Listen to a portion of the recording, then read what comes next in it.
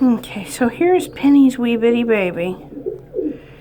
And yes, for absolute certain, the squeaker has an underbite and jaw is just slightly offset. That's a damn shame.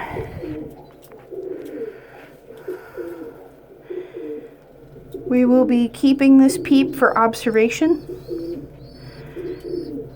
I will, of course, let them try again.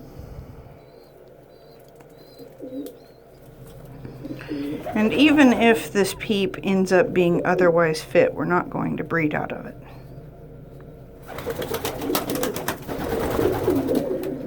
Oh, Penny is back in her nest. Okay. You gotta give me just a few more seconds with it, Penny. We have decided what we're going to do with this week, or at least the next part of what we're going to do with this week. We are going to train them, just like we train everybody else. And they are going to help us streamline the full therapy bird training. You know, the going out in public, the training for basket and harness, training for crate, and socializing with people away from home. And if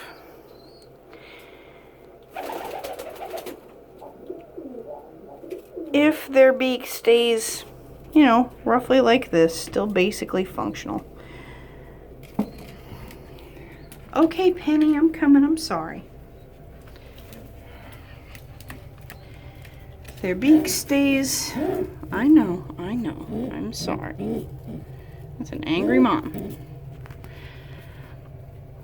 Their beak doesn't get any worse than it is, and it remains functional. And they pass through full therapy bird training. Then that bird will be matched to somebody on my waiting list, just like any other therapy bird. What I'm not sure about is what to do if they end up being a special needs bird but still passing certification. That might be one I donate to an interested trainer. I don't know. For clarification, by trainer I mean a trainer of pet pigeons.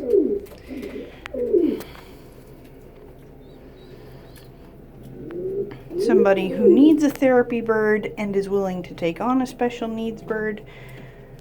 I'm still deciding. It's just a thought at this point. I'd like to have plans actually hammered out before I actually decide for certain what we're going to do. What the most likely outcome is that the squeak will go to be somebody's pet once we're absolutely certain that their jaw isn't going to develop any worse.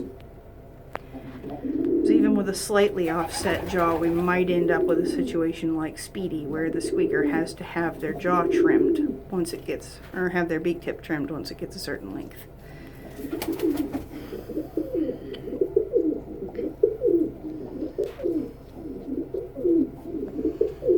A lot of factors to consider.